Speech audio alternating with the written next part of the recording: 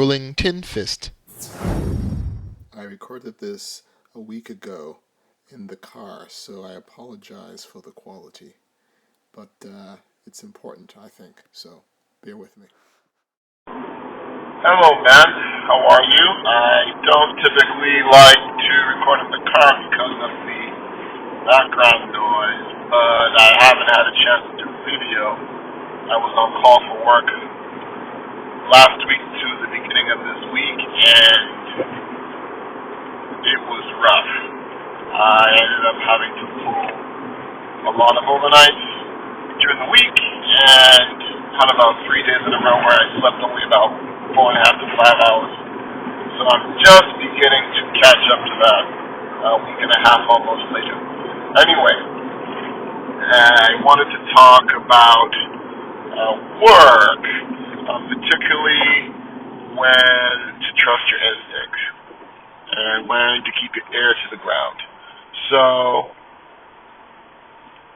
recently, my company has been slowly shaving off people.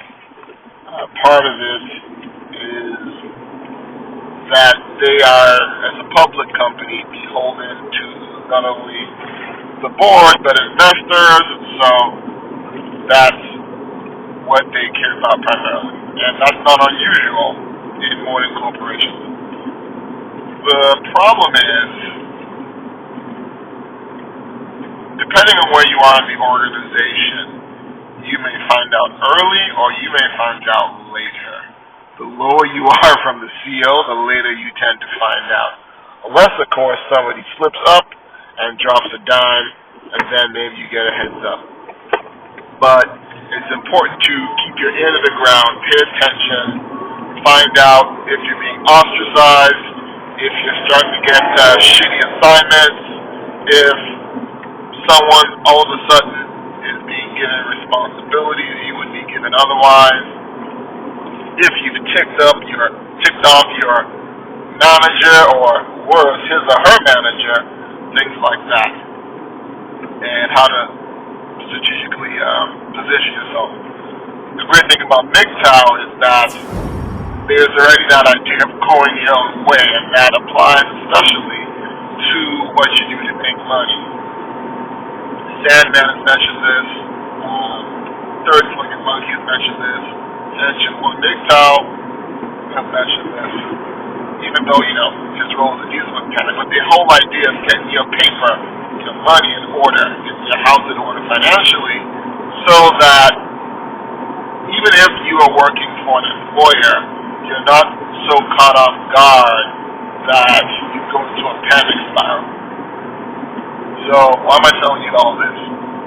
I've been working on it long enough to know when I start to see the writing on the wall and suspect that either more layoffs are coming, or worse, it might be in the next round.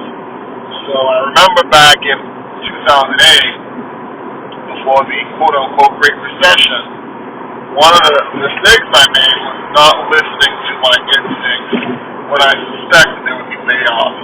I kind of rationalized it that I was being paranoid, and you know what? I just needed to just do my work, focus on my work, and not worry about it. 3 months, almost to the day, my whole department got laid off. And then this was with one kid already, a wife, and one kid just not even 2 months old.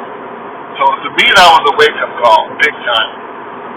And between then and now, I had a stint as an entrepreneur, a solopreneur really, and really started to get my paper in order, paying off debt slowly but surely, and trying to organize myself so I wouldn't be caught off guard. So fast forward today, my company's had 2 series of major layoffs so far, which they haven't really discussed. It's a public secret, and for those of you who don't know what that means, is that a public secret is information that everybody knows, but nobody's talked about it publicly or officially. But everybody knows about it. So, my team has already lost one person due to that. Another gentleman just sent in his resignation. He's heading out. and we haven't gotten any new hires. The one hire I was supposed to get, that got taken away to give to another region that had even less people than mine did. And I could already see the squeeze in terms of my boss's boss kind of avoiding me and noticed using other managers to kind of give me shitty assignments, whereas my manager, because of where we are, is actually being kept out of the loop a little bit, but my head is basically closer to the chopping board for his because he's the higher rank and he's closer to the power to be than I am. All in all, I'm not worried about it because I already have in my mind, based on my experience in 2008, getting my house in order. So, thanks to the likes of MGTOW, even some of Sandman stuff, Paul Proteus, Turtling and Monkey, and especially Canadian MGTOW. He's got some great financial stuff, but I'm really trying to get my house in order in terms of, again, paying off credit cards, paying off excessive debt, trying to pare that down, and also, most importantly, getting an emergency fund. And that saved me so much, even when I did my last move house-wise, having just that measly extra $800 in cash on hand was a lifesaver. So I'm continuing to do that and build that back up. And I can't stress enough, particularly if you're, a married dude with kids, where you're already in, the fix. And so it's even more important that you cover your own ass, right? Granted, if you have kids, you have to keep, making sure they're okay. But as the male in the equation, in the family equation, you're the path of least saving. Meaning, if the shit hits the fan, they're going to look at the kids first. Are they okay? Check. Then they're going to look at your woman, whether baby mama or wife. Is she okay? Check. And then, only then, will they look at you as the male. And if there's not much left, too bad, so sad, you're on your ass. So again, other producers have said this, other MGTOWs have said this, have some backup, some backup resources, backup place to stay, all of those things. I have those things. I have friends that literally I can pick up a phone call if I need some fast cash I can get, apart from what I have personally in terms of loose cash and precious metals. I have people that if I need a place to stay for the time being, if the shit hits the fan, on a phone call, it's done. And they even call me to remind me that, look, if it ever happens, the shit hits the fan, no questions asked, just give me a call. So I encourage, not only, if you're dating, you're in a relationship, but especially if you're married, you definitely have to get that together. Now, my marriage right now is manageable, right? Have such a framework that I'm not dealing with drama, I'm not dealing with shit tests that are so egregious, I can't sleep at night. I make enough money, thank God, that I can throw money at a lot of problems typically that arise in a marriage and tend to derail a dude. So there are not a lot of fights about money like when I was first married and not doing as well. But that doesn't mean shit can't change, is my point. Shit can change overnight. Someone needs to be ready.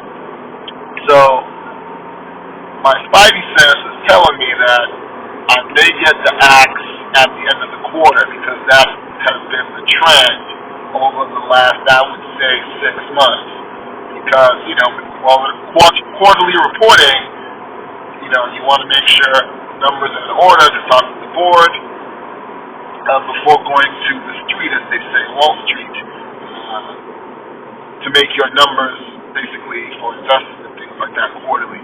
So typically what corporations will do, public corporations, that is corporations that trade publicly on a stock exchange, they will usually clean house if they're going to incrementally before the end of a quarter or before the end of the month. But typically, definitely before the end of a quarter. So it's what's the 23rd today? So I suspect that I may get the axe close to the end of the month. But as always, I do have a plan in terms of, just emergency funds to tide me over until I can either get another position. And I've been consulting before, so I have some networks there that I can look into to, maintain or at least restart cash flow. And also, I am part owner of a business my wife and I have. She doesn't really do any work in, but that's again another avenue that I have, even if the shit isn't fed. So in closing, again, for you guys out there, when your spidey sense starts tingling, when your instincts are telling you things don't look right at work, listen to it. Do the research. Worst case scenario, you have things in place and you still have a job. Versus the alternate, you ignore your instincts like I did back in 2008, and then you find out you're on the unemployment line. Anyway, take care, man. Peace.